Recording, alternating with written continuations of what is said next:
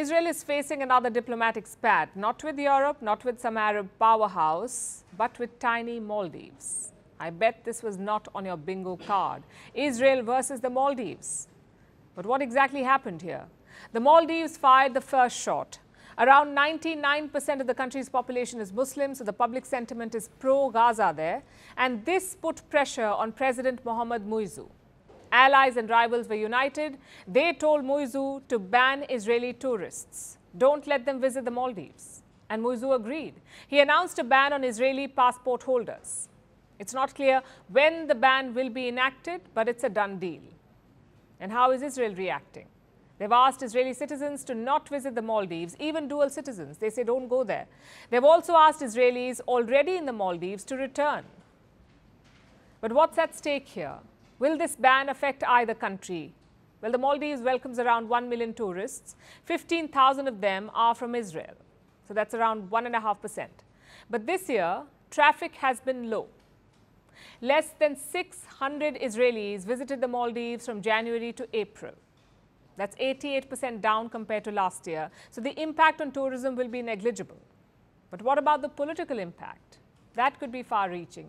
The Maldives once recognized the State of Israel. This was back in 1965. The Israeli ambassador was the first to present his credentials to the Maldivian president. But in 1974, relations broke down. Cut to the 1990s, things looked up again. Israelis were allowed to visit the Maldives. Even normalization looked possible, especially when Mohammed Nasheed was president in Mali. He was widely considered pro-Israel. But in 2012, he was ousted. And in 2014, Israel and Hamas fought a war. So hopes of reconciliation were dashed. Another opportunity came in 2020. Israel was signing the Abraham Accords with Arab states, and reports said the Maldives was also interested. Many thought Mali would recognize Israel. But first the pandemic and then the war broke out. Looks like reconciliation will have to wait. And guess who could benefit from all of this? India. Israelis cannot visit the beaches of the Maldives, so their government is saying, go to India instead. Look at this post from Israel's embassy. It suggests 4 Indian beach destinations: Goa, Kerala, Lakshadweep, and Andaman and Nicobar Islands. An Israeli diplomat went one step ahead. He reposted Prime Minister Narendra Modi's pictures from Lakshadweep. Look at the caption. This is what the diplomat has said. Thanks to the Maldives government's decision, Israelis can now explore the beautiful beaches of Lakshadweep. Now, to give you some context, this trip by Prime Minister Modi had triggered a major diplomatic crisis. It led to a boycott campaign in India. So clearly, Israel is pressing the right buttons. But will this Maldivian ban hurt them? Not really. A, traveling is a luxury, it's not a necessity. So they can choose not to go to the Maldives. And B, Maldives is not the only beach nation. So Israel won't be too worried about Mali's ban. Having said that, the trend is worrying. The trend of countries banning or boycotting Israel. It doesn't look good. Just look at Turkey. Israel imported 40% of its concrete from Turkey, but Ankara decided to cut off all trade. So what did Israel do? They had to buy more expensive concrete from Europe. And this is just one example.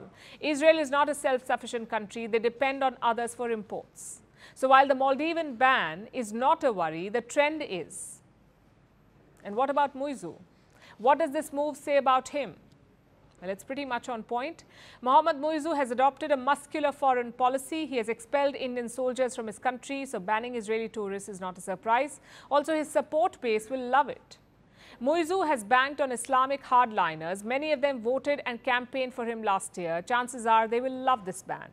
And Israel will have to take stock here, because they can't keep dismissing these diplomatic setbacks. First, 3 European nations recognized Palestine: Ireland, Spain, and Norway. What did Israel do? Call back their envoys. Now the Maldives has banned Israeli tourists. And what did Israel do? Again, brush it aside. But this is not a viable strategy. No country can live without partners or friends, not unless your idol is Kim Jong-un.